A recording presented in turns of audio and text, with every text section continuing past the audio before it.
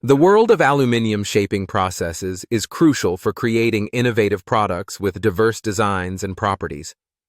Let's dive into the three main techniques used for manufacturing aluminium parts: rolling, extrusion, and casting.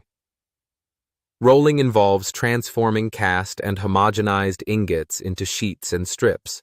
The ingots are held at a constant temperature of approximately 585 C to equalize element concentrations before hot rolling them into the final gauge.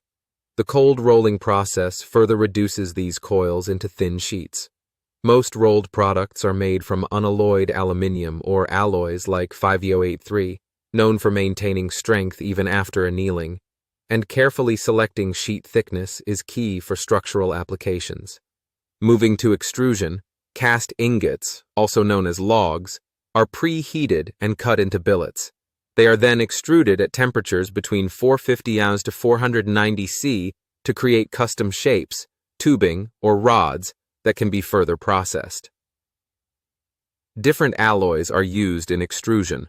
For example, 1050 and 3103 alloys are not heat treatable and exhibit low strength, but they can be cold drawn to enhance their strength, while higher strength alloys, like 7075, are more challenging and expensive to extrude.